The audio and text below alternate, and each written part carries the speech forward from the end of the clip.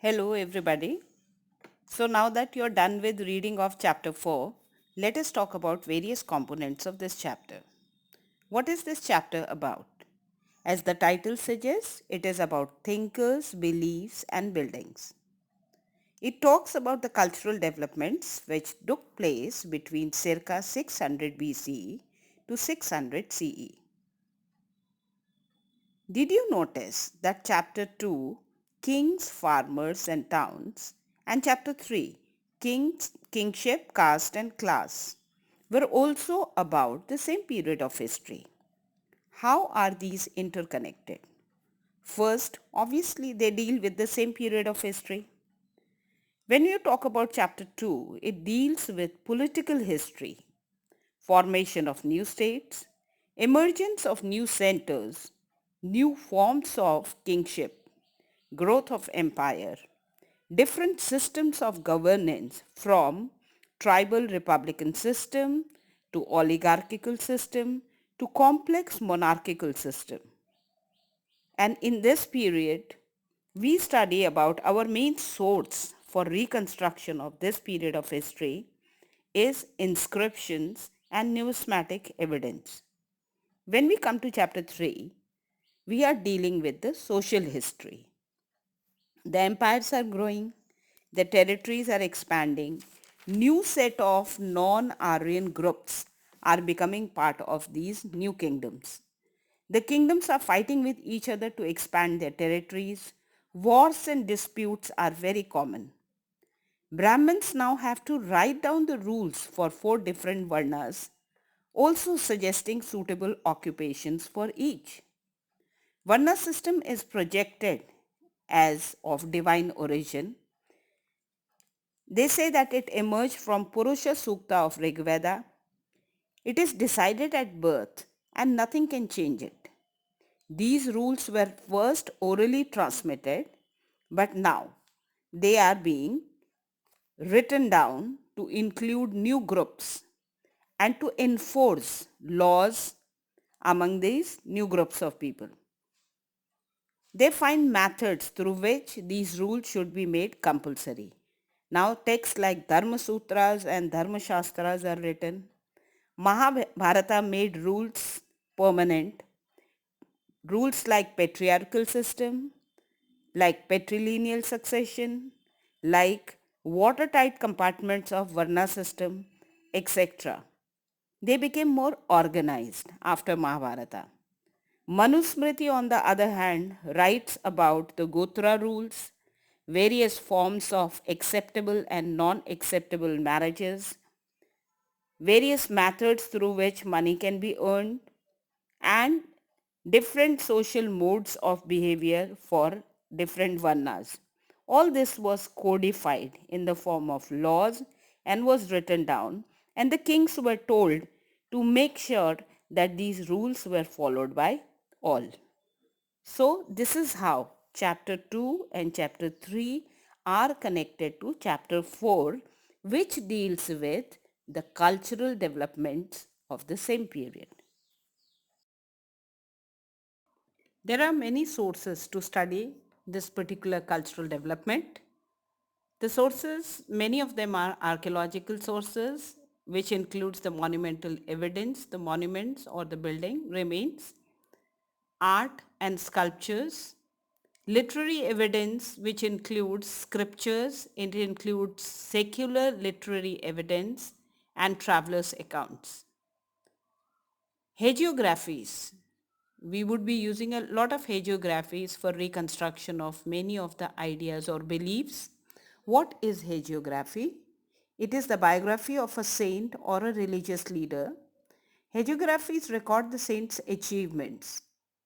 They may or may not be accurate, but they are important because they tell us about the beliefs of the followers, a particular group of people.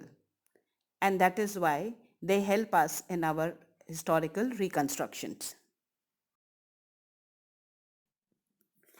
The key components of chapter 4 are Buddhist, Jain, and Puranic philosophies, which emerged between 600 BC to 600 CE, the process of compilation of oral, text in the form of written text of these religions, the expression of their ideas in architecture and sculpture, the influence of these thinkers on people, Buddhism, Jainism, and Puranic traditions did not develop in isolation. They had constant impact on each other. There is a constant dialogue between these three different religions. We also talk about the various regions where these developments took place. There were several other local and established traditions, and there was a process of debate and interaction within these beliefs. So we'll study about them. There is a comparative analysis of Buddhist, Jain, and Puranic ideas. These are used by historians to reconstruct the history of this period. Large volumes of literature, scriptures are religious writings, and many material remains, archaeological remains of buildings, etc., of the period help in historical reconstruction of the cultural developments which took place. The focus here is on Sanchi Stupa, how it was discovered, how it was preserved, and eventually today it remains the World Heritage Site as it was declared in 1989 by UNESCO, one of the best preserved sites of the world. That becomes our source for reconstruction of history in this period.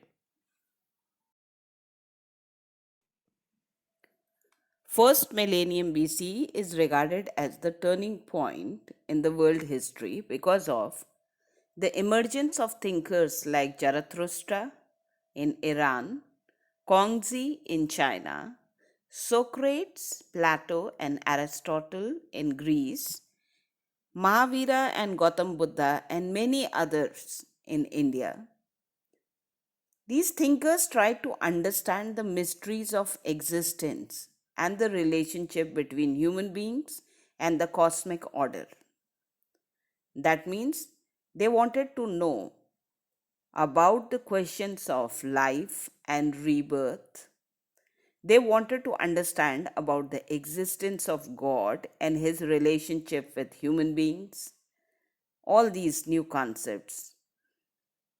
New kingdoms and cities were developing, and so they brought in a number of new socio-economic changes. These thinkers also tried to understand those changes. And so the new religions which came up or new religious developments that happened tried to include or incorporate all these socio economic changes into their systems.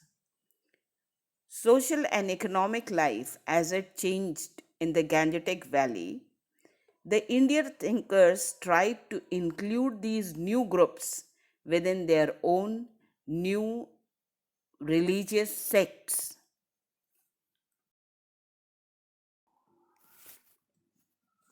There were a number of beliefs which existed before the emergence of Buddhism and Jainism.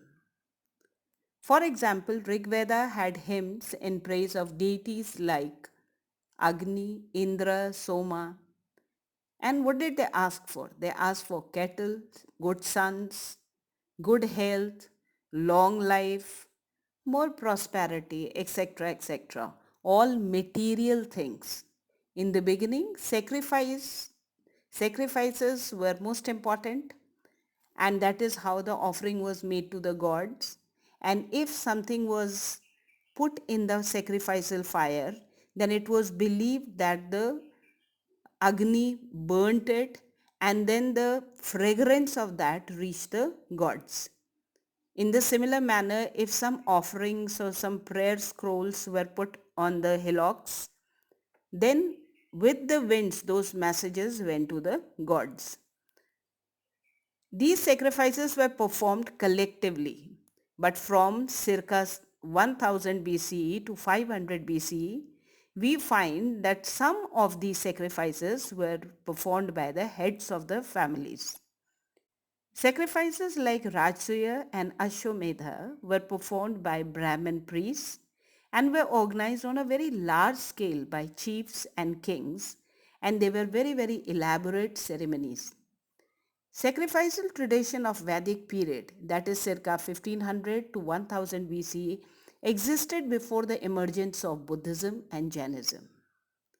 There were a number of other religious beliefs and traditions that existed before the emergence of Buddhism and Jainism, and we'll discuss about it in later part of the chapter. Another important thing is that in this period we find between the Vedic period and the period of emergence of Buddhism and Jainism, and even in the later part also, there was a strong tradition of debates and discussions. People were free to express their opinions, and no opinion was thrust on the people that they had to compulsorily follow it.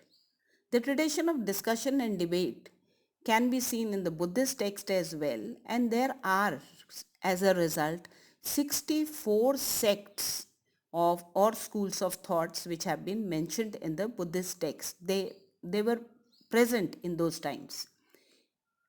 Teachers travel to different parts or different places, and they tried to convince the other teachers and the common people about their philosophy. If somebody propounded a new philosophy or new philosophical laws, then they went about the different regions of the country or the Indian subcontinent to let people know about this new philosophy, and there was an open debate and discussion on this.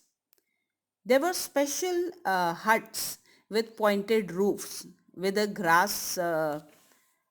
dried grass rooftop, which was called Kuthar Grahshala, or under the groves of the trees, a group of trees where some seating place was there.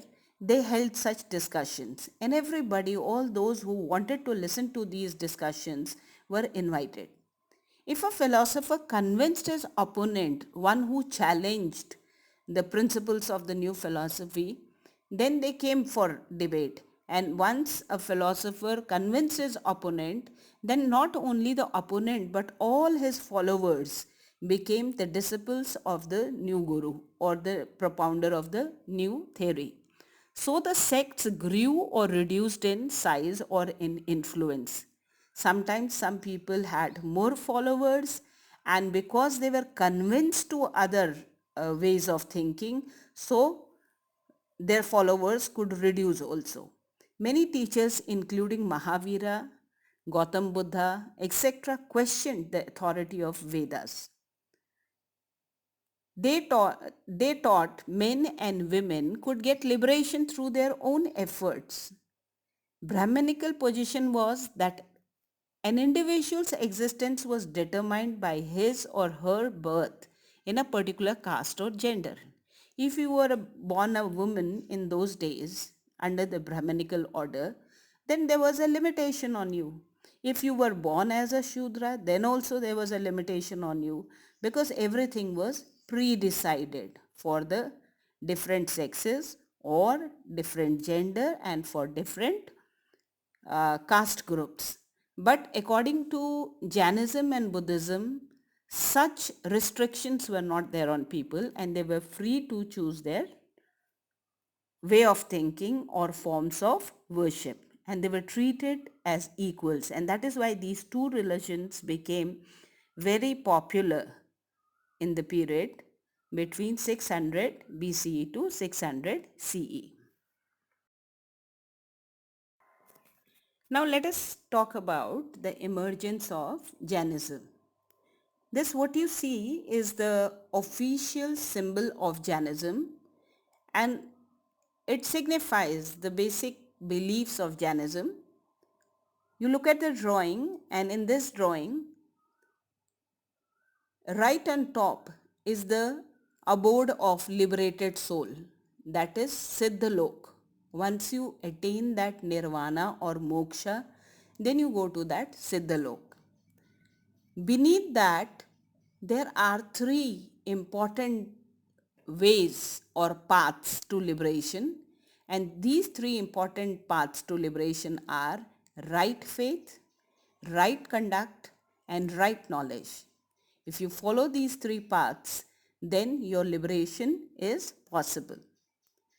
Jainis believe that there are four states that the soul may live in, because they believed in jiva, that all kind of animate and inanimate objects had life. So they lived in four different domains. One is heaven, that is for Devlok, then humans who lived on Prithvi, and animals, they also lived on land, and then there were people who lived in hell or netherland or Patal Lok, and they were the lesser beings, lesser in merit. Jainism also supremely believed in the principle of non-violence or ahimsa. And they felt that there was a mutual assistance of all beings. All beings were interdependent on each other, both for their existence and also for their good. A brief view about the personal life of Vardhaman Mahavir. He was the founder of Jainism. That is how it is propagated. But if we talk about it, there were 23 other Tirthankaras before him, and he was the 24th Tirthankar. So it will not be technically correct to say that he was the founder of Jainism. Rishabhnath was the first Tirthankara, and then eventually there were many more. And Jainism believes that after Mahavira also there will be more to come. Now these Tirthankara, they re-established the relation every time the followership of the relation dwindled or became less. Then one of the Tirthankaras came and the relation was refounded so that its followers or its continuance is ensured. Vardhaman Mahavir lived between 599 BCE to 527 BCE, and he attained moksha at the age of 72 years. He was a prince of the Lichvi clan in Vaishali, which is a place in Bihar. He was raised as a Hindu Kshatriya prince and was against ritualism and also intermediary status of Brahmins in religious matters. He left home at the age of 30 years and became a monk. He was married to the Princess Yashodhara and had a young daughter. He fasted and meditated for 12 years. At the end of that, at the age of 42 years, he attained Kaivalya Jnana or spiritual knowledge and power.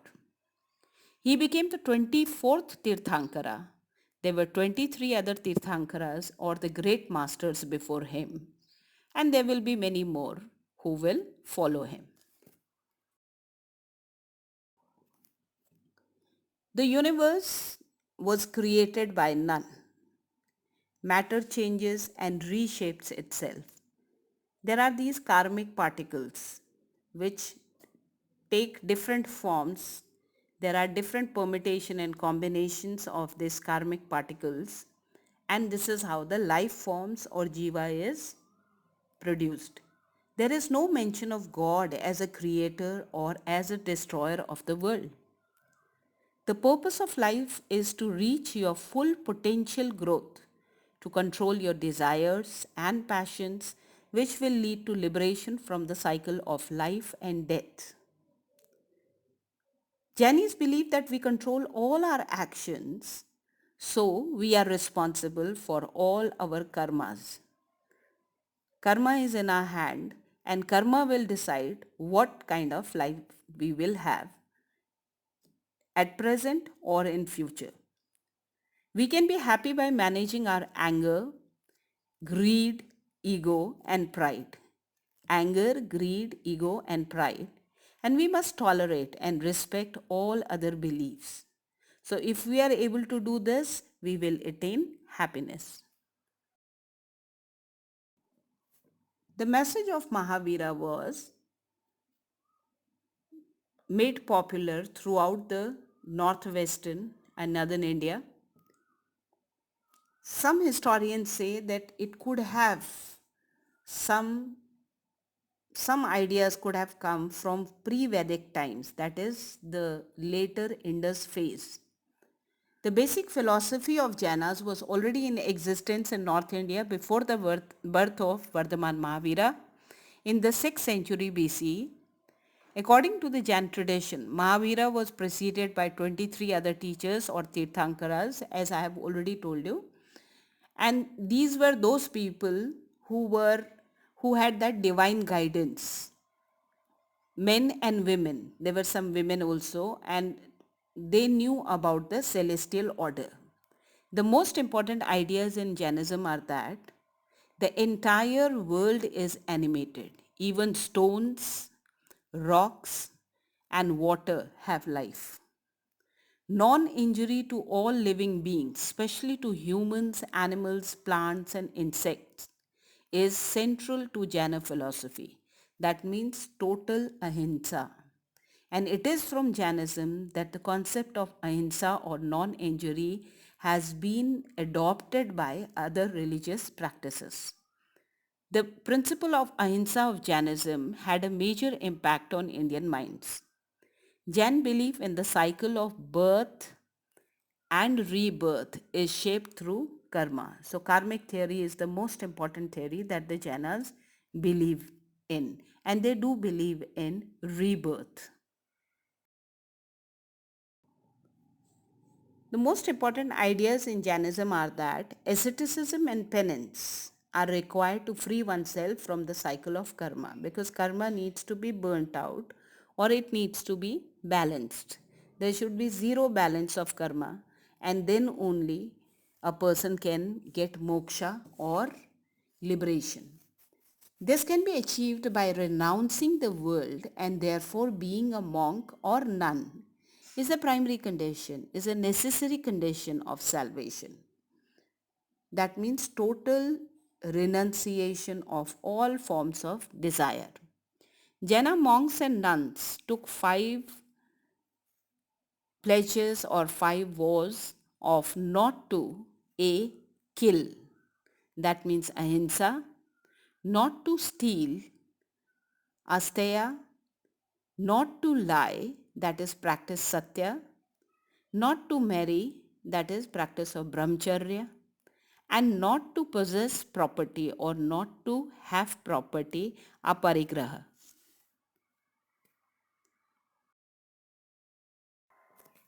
Now let us talk about the emergence of Jainism. This what you see is the official symbol of Jainism, and it signifies the basic beliefs of Jainism. You look at the drawing, and in this drawing, right on top is the abode of liberated soul, that is Siddhalok. Once you attain that nirvana or moksha, then you go to that Siddhalok.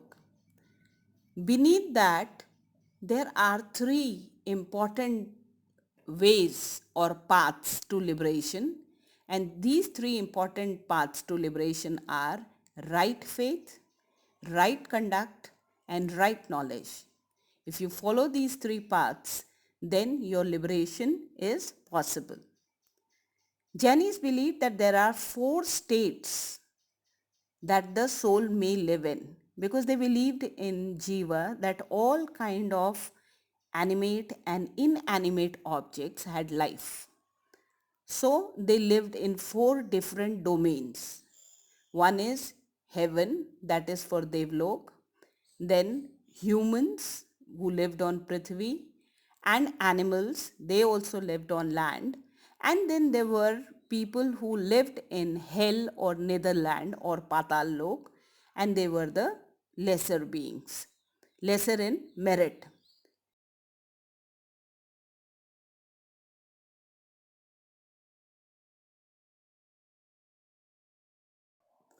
Now we'll be talking about Buddhism, Buddha and his teachings, the concept of bodhisattvas, Buddha's path of enlightenment, sanghas or the monastic order, the teachings of Buddha, their influence and causes of its spread and decline. Firstly, what were bodhisattvas? Bodhisattvas were those enlightened beings who came to the earth before the birth of Gautam Buddha. So there are 23 bodhisattvas and their tales are written in the Jataka tales or Jataka stories. These bodhisattvas were extremely compassionate beings and they were enlightened. Some were in the human form and some were in animal form. Buddha was the enlightened one and he was the 24th incarnation of these great masters. He was also the founder of Buddhism. Personal life of Buddha and Four Noble Truths. Buddha was named Siddhartha at birth. He was the son of a chief of the Sakya clan. He had a very sheltered upbringing within the palace, protected from the harsh realities of life. One day he persuaded his charioteers to take him into the city. His first journey into the world outside was full of pain. He was deeply troubled by seeing A. an old man, B. a sick man, C. a corpse, dead body. He realized at that moment that decay and destruction of the human body was inevitable. Everybody who was born had to become old, suffered sickness sometime or other, and ultimately died. Lastly, he saw a homeless mendicant or a ascetic or sadhu. And this man seemed to be happy. He was not bothered about his old age or disease or death. He had conquered his mind. He was very peaceful. Siddhartha adopted the same path, the path of asceticism. He left the palace and emerged as Buddha after long years of meditation. Now, in his quest for enlightenment, Buddha explored several paths, including bodily mortification, following a very harsh uh, process of meditation in which he subjected his body to a lot of tortures and which led him to a situation of near death. Later on, he realized that this is not the right path. Leaving these extreme methods, he meditated for several days and finally, under the Bodhi tree at Bodh Gaya, he attained enlightenment. After this, he came to be known as Buddha or the Enlightened One. For the rest of his life, he taught Dhamma or Dharma, as in Sanskrit, the path of righteous living. He advocated the middle path or Madhyam Nikaya. There is no mention of God in Buddhism or mention of any external agency or external force in the early Buddhism. Early Buddhism is in the original teachings of Buddha. He does not talk about God. He talks about individual self-realization through self-effort and right conduct. These are the only paths to attain Nibbana or Nirvana. Once Buddha became enlightened, he started giving his sermons and propagating his teachings. Buddha's teachings were in oral form during his lifetime, and later on his disciples wrote down all these teachings in Pali language. Pali language because that was the common language spoken by the common people.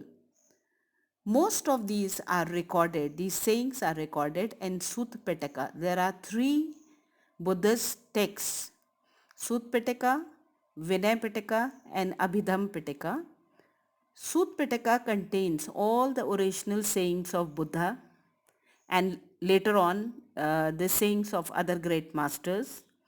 Abhidham Pitaka is about later rules or commentaries on them, and Vinay Pitaka deals with the monastic order, rules and regulations for the monks and nuns. Some stories talk about Buddha's miraculous powers, but most of them show that Buddha tried to tell people to use logic and reason to attain knowledge. He never talks about miraculous happenings. He himself did not use such supernatural powers.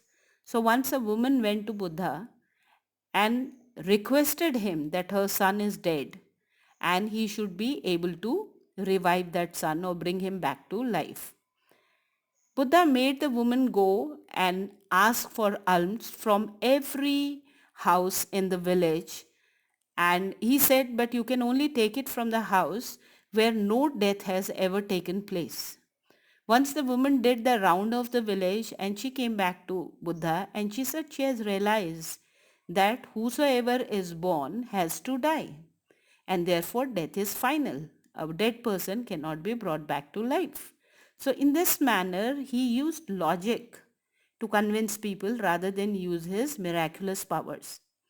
These stories are told in Pali language in a very simple manner so that ordinary people may easily understand them. Now let us talk about the emergence of Jainism. This what you see is the official symbol of Jainism, and it signifies the basic beliefs of Jainism. You look at the drawing, and in this drawing, right on top is the abode of liberated soul, that is Siddhalok.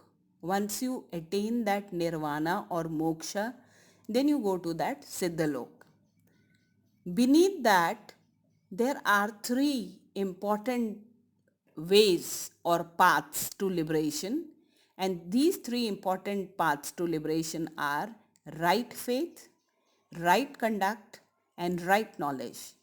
If you follow these three paths, then your liberation is possible. Jainis believe that there are four states that the soul may live in, because they believed in jiva, that all kind of animate and inanimate objects had life. So they lived in four different domains. One is heaven, that is for Devlok, then humans who lived on Prithvi, and animals, they also lived on land, and then there were people who lived in hell or netherland or Patal Lok, and they were the lesser beings, lesser in merit. Jainism also, as discussed earlier, Buddhist philosophy consists of the following things. Buddhists believe that the world is transient and constantly changing. So it is aneka. It's not ek or one. It is multiple, anek. The world is soulless or anatta, meaning that even the soul, the concept of self and soul, is transient. Even the soul is not constant. It will change. It is subject to change. Pain and suffering is fundamental part of human life. If you're born, then you will have dukkha. And what you have to do is to get rid of dukkha, to control all your desires. By controlling desires and following the Eightfold Path and meditation, nirvana or nibbana or liberation from the cycle of birth and rebirth can be achieved. And this should be the final goal of all human beings. In the early Buddhist texts, there is no mention of God. Buddha never spoke about God. He only talks about individuals, and he says that individuals can change their own conditions by getting self-realization. Buddhism grew popular during the lifetime of Buddha and also after him because it appealed to the people. Why did it appeal to the people? It appealed to all those people who did not like the existing rituals, the superior position of the Brahmins, the complexity of religion. All those people were easily attracted towards Buddhism, which used simplicity of religion. All those people who were discriminated against as socially backward in the caste system or in the Varna system felt that within Buddhism they would be treated as equals, or there was a chance for attaining nirvana. All those people who liked the importance given to good conduct and moral values and not to the social status based on birth got attracted towards Buddhism. Women also had a chance to attain nibbana and equality, which was not possible in the Puranic Hinduism or Vedic religion. People liked that metta or fellow feeling or the feeling of universal love and karuna, that is universal compassion for all living beings. This was given more importance as compared to the rituals, and that is why more and more people got attracted towards Buddhism.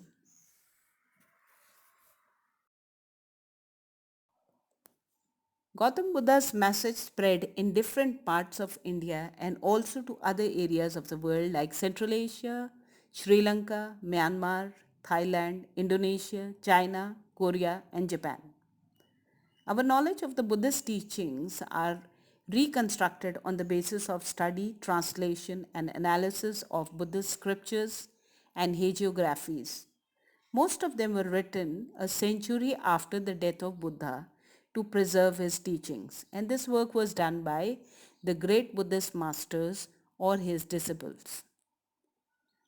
Other causes for growth of Buddhism were royal patronage, like Kanishka patronized Buddhism.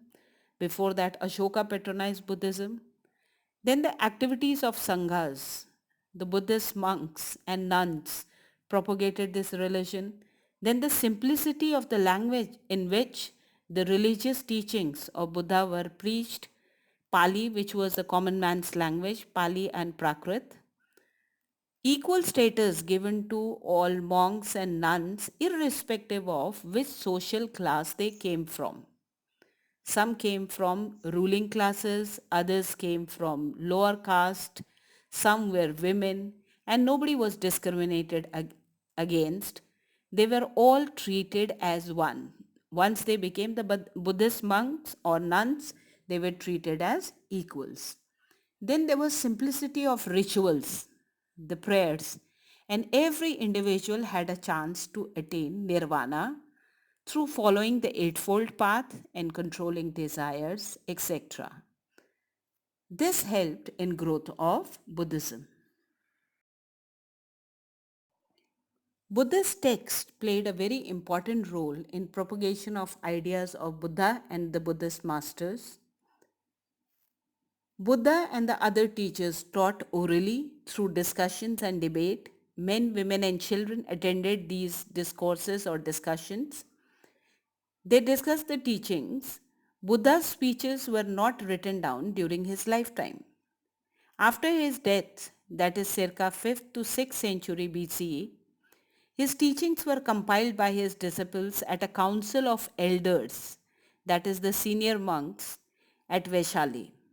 And these compilations, three books, a set of three books in which these were compiled were called Tripitakas or three baskets. The first one taught orally from one group to another group, and later on they were written and classified according to length as well as the subject matter. Now, Sutta Pitaka is the first one which records all Buddha's saying. Vinaya Pitaka included rules and regulations for the Sangha or the monastic order. And Abhidham Pitaka had philosophical matters of Buddhism. Each pitaka or basket or collection of writings had many individual books. Later on, a number of commentaries with interpretations were written on each one of the Tripitakas by the Buddhist scholars.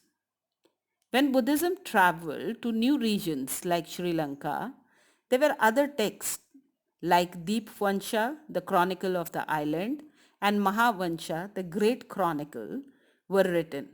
Containing religious histories of Buddhism, many of these had biographies of Buddha. The oldest texts are written in Pali, but later compositions are in Sanskrit.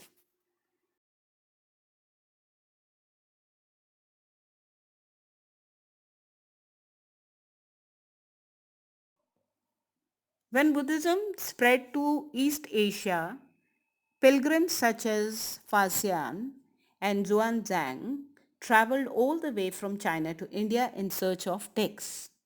These they took back to their own countries where they were translated by scholars. Indian Buddhist teachers also traveled to these distant places carrying texts to spread the ideas or teachings of Buddha. Buddhist texts were preserved in manuscripts for several centuries in monasteries in different parts of Asia. Modern translations have been prepared from Pali, Sanskrit, Chinese, and Tibetan texts. Buddha founded Sangha, an organization of monks who were the disciples of Buddha and became teachers of Dhamma. The monks and later nuns lived simply using the things which were essential for their survival, like a bowl to receive alms every day from the people. They had simple bedding, one blanket for 2 years or 3 years, etc. etc. Monks were called bhikkhus, those who lived on bhiksha, and nuns were called bhikkhunis, meaning those who survived on bhiksha or alms. Initially, only men were allowed into the Sangha, but later, due to efforts of Buddha's disciple, Ananda, women were also allowed into monasteries. Buddha's foster mother, that is his mother's sister, Mahaprajapati Gotami, was the first bhikkhuni. There were many other women teachers of Dhamma. They also became theres or respected women masters who had attained nirvana. It is said that in the beginning, Buddha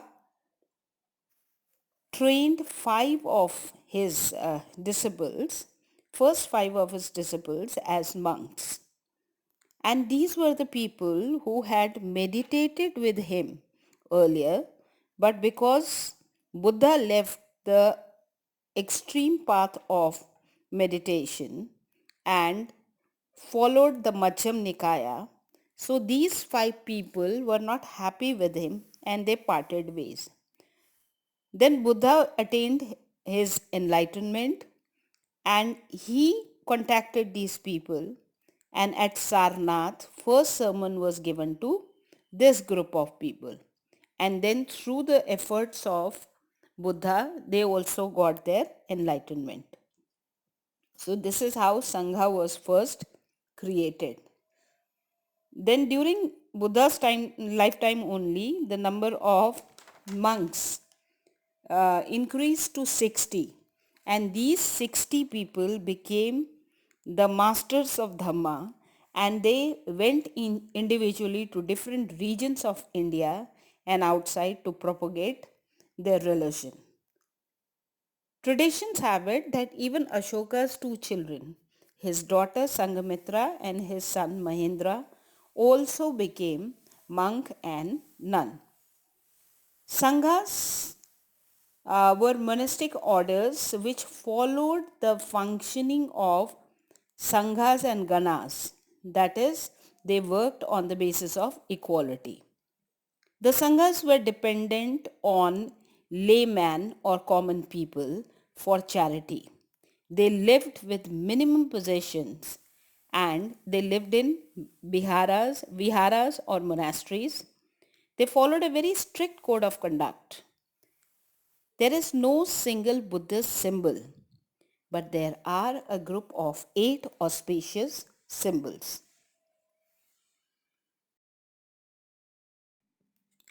Buddha's followers included kings, Gahapatis, wealthy men, women, common people, craftsmen, workers, people of all caste and creed, and slaves. That means people came from all walks of life to become his followers. In the Sanghas, all were regarded as equal. Once people from different walks of life, from different social status, came and joined the Sanghas or the monastic order, they were all regarded as equal. And they had only one identity, that is, as bhikkhus or bhikkhunis. The internal functioning of the Buddhist Sanghas worked on the principle of ganas and sanghas, as I told you earlier, and for every decision that they took, they had discussions before the decision was taken, and decision was taken based on voting on the subject. Later on, Buddhism got divided into two sects, two major sects. There were many sects of Buddhism, but two major sects, that is Mahayana and Hinayana. Now Hinayana, which is called as lesser vehicle by the followers of Mahayana. Otherwise, Hinayana, followers of Hinayana call it Theravadin, or Theravadin are the followers of Theras or the original masters. Hinayana Buddhism does not regard Buddha as a god. They just regard him as an enlightened person. They feel that Buddha had got nirvana and therefore he was special. He was a great master. They follow Buddha as a great master. This particular branch of Buddhism is mostly found in South and Southwest. That means in country of Sri Lanka, Indochina. An earliest work of the Hinayana tradition is written in Pali, for example Sutta Pitaka, and the ways of elders are followed by them. It is the oldest tradition of Buddhism, and here in this particular branch of Buddhism or in this sect of Buddhism, becoming a monk or a nun is the compulsory condition, mandatory condition for attaining Nibbana. So if you don't become an ascetic, a monk or a nun, then the possibility of getting Nibbana or Nirvana is zero. But you still continue to help the Sangha, and so the probability of your being born as a monk in the next life increases, and only after that the path of Nirvana will be clear. Hinayana focuses on individualism. It focuses on individuals' religious orientation and individuals' methods of meditation, which will lead to individuals' enlightenment. When we talk about Mahayana sect, which is called greater vehicle, again a term used by Mahayana followers of Mahayana themselves, they worship not only Buddha but they worship Bodhisattvas also. Bodhisattvas are worshipped as enlightened beings who had not attained nirvana, but they were great compassionate beings. Buddha is worshipped as God who came on earth to help the people as a savior. And so he is eternal. He is being given supernatural powers. And this sect was generally common in North and Northwest. So in China, Korea, Japan and Tibet, you'll find the followers of Mahayana sect of Buddhism. Earliest texts of Mahayana Buddhism were written in Sanskrit.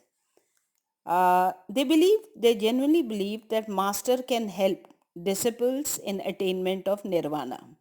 It is the guru or the master who has got supernatural powers, and by use of his powers, he can enable the disciples to attain nirvana. Whereas Hinayana followers of Hinayana did not believe in this. They felt that it is not necessary to be a monk or a nun in order to attain nirvana. So even if a common follower of Buddhism worshipped according to the methods told, then nirvana was possible for him. They felt that bodhisattvas kept coming back to the earth. They were enlightened, but because nirvana had not happened, therefore they are forever ready to help out humanity. There's another sub branch of Buddhism that is called Vajrayana, and this Vajrayana is basically it is following a lot of practices of Mahayana. It is also focusing on special technicalities or techniques to get spiritual energy in order to get nirvana, and this particular branch focuses on tantric practices. It's a part of Tibetan Buddhism, and this particular branch is very popular in Tibet, in Bhutan, in East Asia, Mongolia, Nepal, etc. In Vajrayana, we have a female divinity also, which is equivalent to the Bodhisattva Avalokiteshvara, and it is called Tara. Now we'll discuss the next component of this chapter, that is emergence of Upanishad and Puranic Hinduism. Now let me tell you what is the difference. When we talk about Vedic literature, then it is divided into two broad categories. One is Shruti and another one is Smriti. Shruti is to be listened and orally passed on or chanted. Under the Shruti literature, the four Vedas, Brahmanas, Aryanyakas and Upanishads are included as Shruti literature or Vedic literature. They are eternal, they are absolute authority. Whatever is contained in these are final point of views, and samhitas which contain the mantras are also part of Shruti literature. It is written in difficult Sanskrit and it can only be interpreted by scholars. These are unquestionable truth. When we talk about Smriti literature, then we are talking about that part of Vedic literature which needs to be remembered. And these are Vedangas, Darshanas, Puranas, Itihasa, Upaveda, Tantras, Upangas, epics, sutras like Manusmriti or texts like Bhagavad Gita, etc. fall in this category. They need to be remembered. They are supplementary texts. People can have discussions over them. There can be different point of views, different opinions, different interpretations on this type of literature. They are full of narratives. There is a narrator who is narrating a story with some moral values and which are being questioned by other group of people, and so there is a constant dialogue between the people, and in this manner the philosophical ideas are simplified and told to common people. Next we'll talk about Upanishads. They are ancient Sanskrit texts based on spiritual ideas.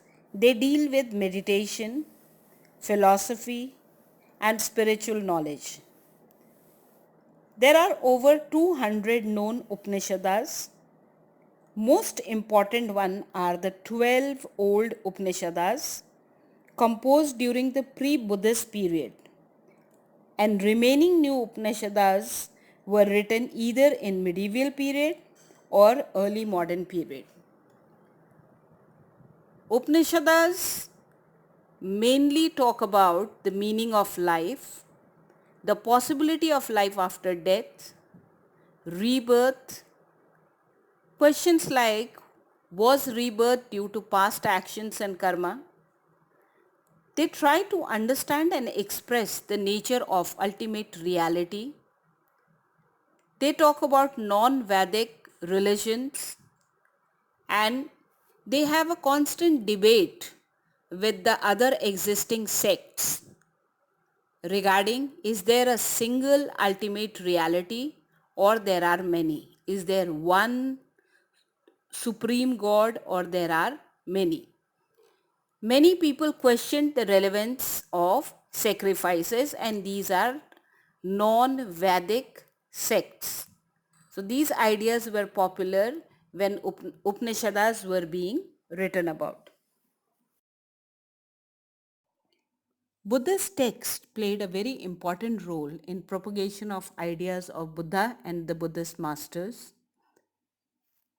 Buddha and the other teachers taught orally through discussions and debate. Men, women, and children attended these discourses or discussions. They discussed the teachings. Buddha's speeches were not written down during his lifetime.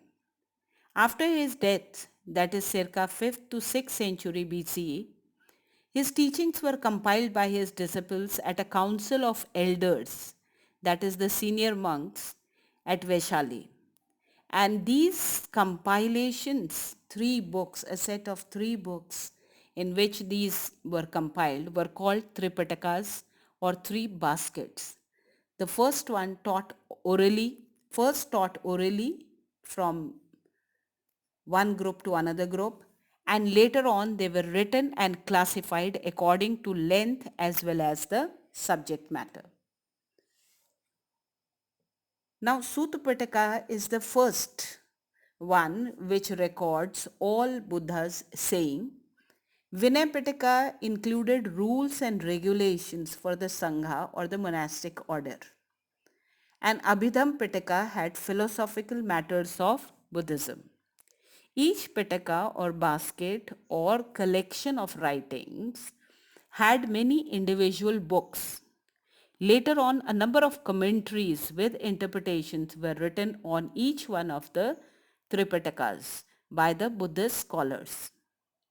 When Buddhism traveled to new regions like Sri Lanka, there were other texts like Deepvansha, the chronicle of the island, and Mahavansha, the great chronicle, were written. Containing religious histories of Buddhism, many of these had biographies of Buddha. The oldest texts are written in Pali, but later compositions are in Sanskrit.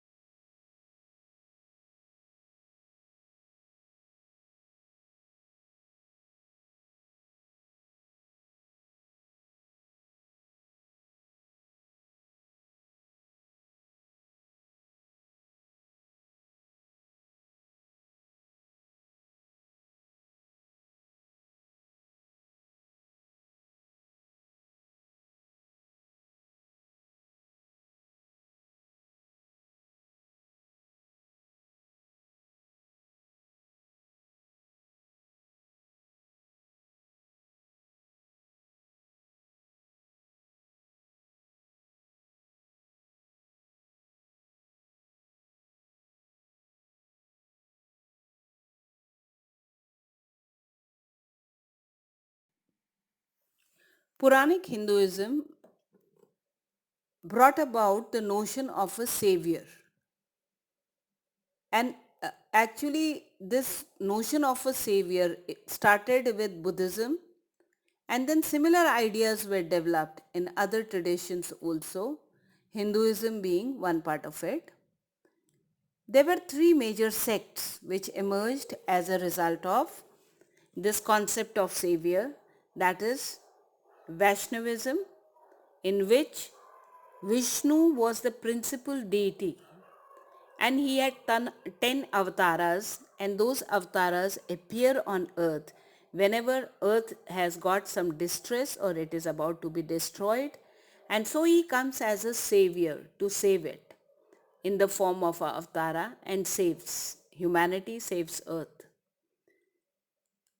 Shaktism, that is that sect of Hinduism which worships Durga in its multiple avatars,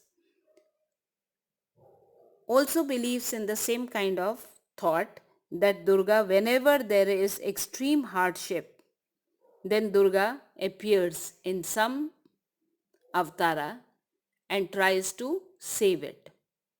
Shaivism is a tradition in which Shiva is considered as the principal deity, and again whenever world faces some crisis, Shiva appears as the savior and saves the world.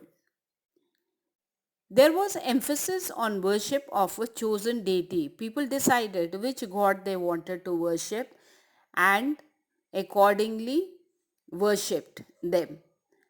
Here the bond between the devotee and the god, that is the followers of that particular religion, and God was of love, devotion, or simply bhakti. It does not require too much of knowledge of scriptures. It does not require too much of knowledge of mantras. It does not require a lot of sacrifice. It does not require ritualistic knowledge. It simply requires love of God and total devotion or surrender to God.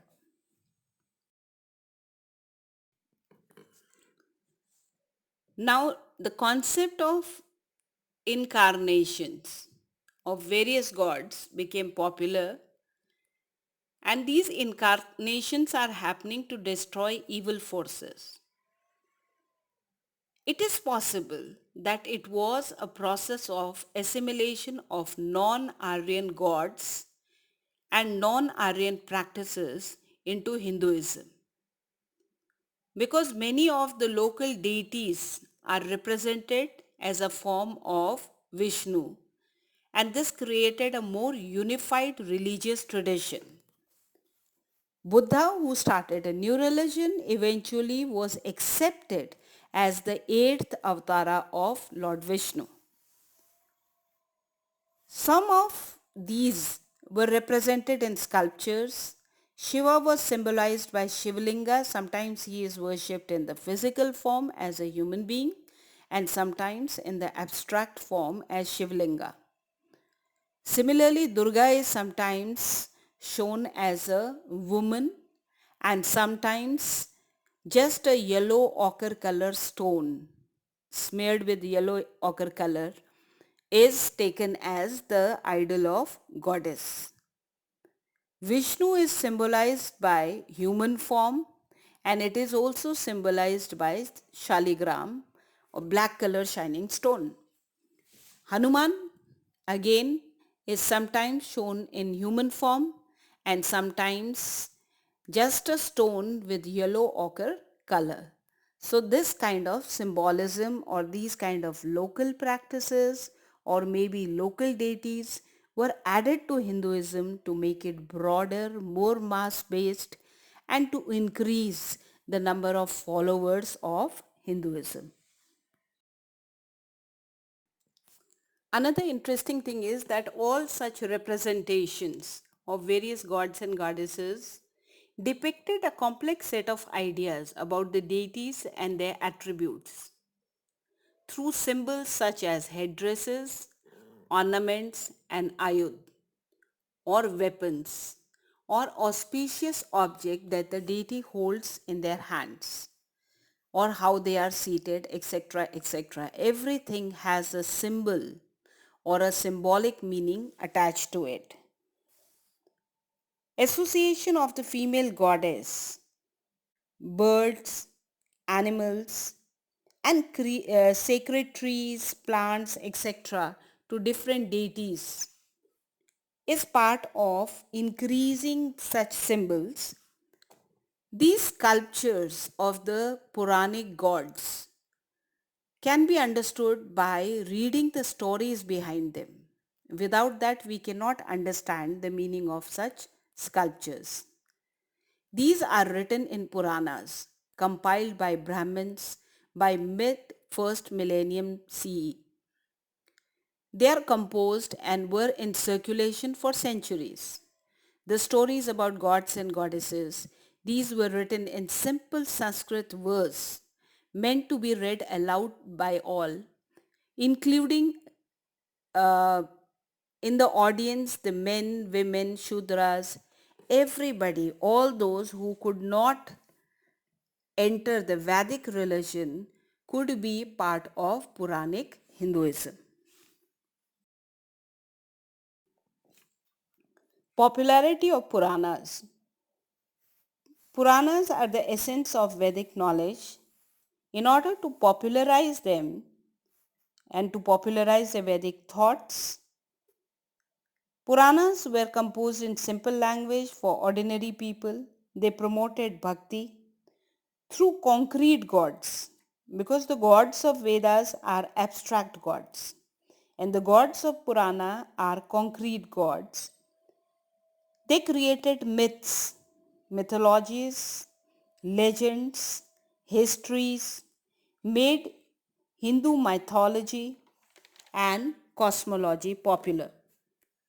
They were written in the form of dialogues, various stories were written, and various questions were asked, and by doing so, complex religious principles or philosophies were explained to the people, common people. Writers were given the title of Ved Vyasa. That is, all those who wrote those scriptures. For example, Mahabharata was written by Ved Vyasa, which was the title of the rishi. It's a form of title, but his name was Krishna Dopayana. Now, they wrote about the genealogies or dynastic histories. 18 Puranas were composed, and in these 18 Puranas, 6 glorify Brahma and Sattvagun, 6 glorify Vishnu and the Rajas Gun, 6 glorify Shiva and Tamas Gun. And these are the three important Puranic gods of Trinity or Tridev. Then they also talked about things like Brahma, who lives in Brahmalok, is the creator. He has got 4 heads, 4 arms. Saraswati is his wife. Both of them move on swans, one bird attached to them, and 4 Kumaras and Daksha Prajapati and Manu are their offsprings. And Brahma is the creator of the world and the cosmic order. When we talk about Vishnu, then he is preserver and his vehicle is Garuda, and he rests on a snake, that is Sheshnag, and he has 10 avatars, of which 9 have already appeared. And his wife is Lakshmi, and whose vehicle is owl. She also is garlanded by elephants. And again, we talk about Shiva, who is projected as destroyer. He is the transformer. He destroys one group of people when the time comes and then creates the new order. And his vehicle is bull.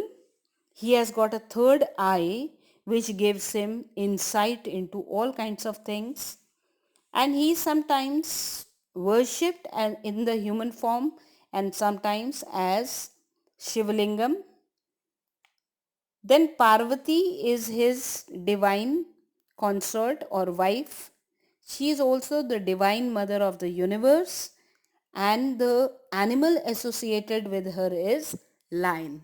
So in this manner, actually each god in Puranic pantheon of gods has got many other things attached with them.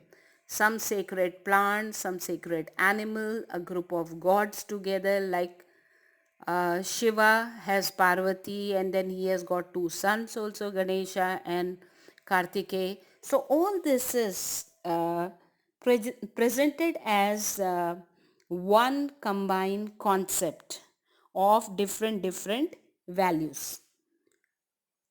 Now, people who traveled from one place to another place, people like priests, merchants, ordinary men and women, they shared ideas with each other. They shared their beliefs. And this is how religion spread. For example, now Vasudev Krishna became a very important deity in Mathura region and was later worshipped all over the country and becomes one of the avatars of Lord Vishnu. So, Vasudev Krishna, a separate deity of a different region, becomes united with one principal God of Trinity. This is how the process of assimilation or combination of gods is taking place. First temples to worship images of gods and goddesses were built when Sanchu Stupa was built. Early temple was a very small room, a square, and the room was called Garbhagriha. Like the child is in the womb of the mother, that is Garbha, in the same manner the deity is in a sleeping mode in the center of the temple, in the Garbhagriha. It had a single doorway for entry and later on a tall structure of Shikhara. As you see that conical structure on top of the temple now, on top of where the Garbhagriha is and where the idol of the deity is kept in the temple, right on top of that conical structure where on top you'll have a kalasha or a chhatra and a flag. So this was built over the central shrine. Temple walls were decorated with sculptures and the temple became as huge as we find in present day. Assembly halls were added to it, large walls were there, large gateways were there, and tanks of water for water supply or some sort of pond, something to purify oneself inside the temple before one worships. This was added to the temples and temples became grand. One unique feature of early temple was that large rocks were hollowed out to make artificial caves. Some of the earliest artificial caves were constructed in the 3rd century BC on orders of Ashoka for the sannyasis or Ajivika sect of Jainism that I've already talked about. And Bindusara was the first ruler who supported this Ajivika sect of Jainism. Kailashnath temple is actually located in Aurangabad district of Maharashtra, and it is built by Rashtrakuta king Krishna first. It has 16 caves, and Kailashnath temple is largest of the existing structures there. There are 34 Buddhist, Jain and Hindu temple caves and monasteries, which are collectively called Ellora Caves. And it is 2 kilometers long, made from basalt rocks. It was completed in 8th century and today it is declared as World Heritage Site. The statue of Trinity is also found in Kailashnath Temple. Kailashnath Temple is actually located in Aurangabad district of Maharashtra, and it is built by Rashtrakuta king Krishna I. It is it has 16 caves, and Kailashnath temple is largest of the existing structures there. There are 34 Buddhist, Jain and Hindu temple caves and monasteries, which are collectively called Ellora caves, and it is 2 kilometers long, made from basalt rocks. It was completed in 8th century, and today it is declared as World Heritage Site. The statue of Trinity is also found in Kailashnath temple.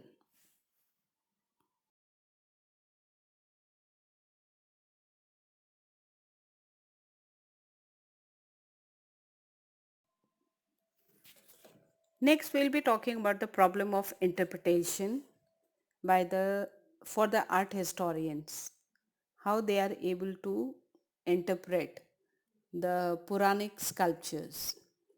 Only a small part of the rich visual traditions of the past can be seen in buildings, sculptures and paintings because very few samples of these have remained. Most of them have been destroyed with time. What has been preserved conveys the vision of the artist, the sculptors, masons, architects, etc. who created these works. It is not easy to understand what these images meant to the creators, those who made it, and those who respected them about 2000 years ago. When in 19th century European scholars first saw these sculptures of gods and goddesses, they could not understand them. They called them grotesque, that is ugly, figures because they had multiple arms and heads or multiple eyes and combination of human and animal forms, as in case of Narasimha, or as in case of Varaha avatar, or as in case of Kurma avatar of Vishnu, or in case of Martasya avatar, etc. etc. These early scholars tried to make sense of Puranic Hindu sculptures that appeared to be strange to Europeans. They tried to compare them with the ancient Greek sculptures and they called them classics. For them, the ultimate concept of beauty or perfection were the Greek sculptures because they had been trained in those traditions. They often thought early Indian sculptures were inferior work and as compared to the Greek work. When they saw the images of Buddha and Bodhisattvas, which were inspired by the Greek style, they were excited and they found them to be beautiful because they had this limited concept of beauty. They thought that they were the finest example of Indian art. These were mostly found in the northwestern cities of Takshila and Peshawar. Greek art influenced Indian art when Indo-Greek rulers had established kingdoms in the 2nd century BCE. The Western scholars tried to understand the unfamiliar by referencing the familiar. Unfamiliar Indian sculpture and familiar Greek sculptures. So they knew certain things and they tried to compare what new things they got with what they had already seen in their own country. And therefore, by comparison, they found that Indian sculpture they could not make sense of. They found it very, very ugly.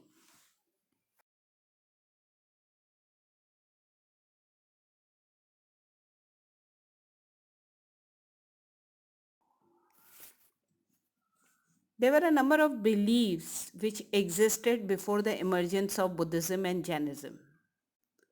For example, Rig Veda had hymns in praise of deities like Agni, Indra, Soma. And what did they ask for? They asked for cattle, good sons, good health, long life, more prosperity, etc., etc. All material things. In the beginning, sacrifices were most important, and that is how the offering was made to the gods.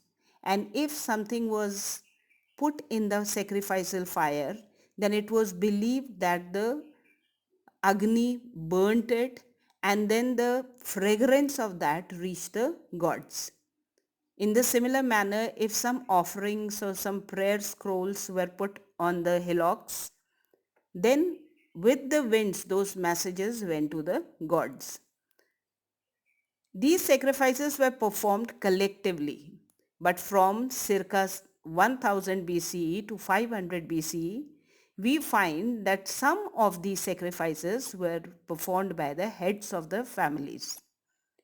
Sacrifices like Rajsuya and Ashwamedha were performed by Brahmin priests and were organized on a very large scale by chiefs and kings, and they were very, very elaborate ceremonies.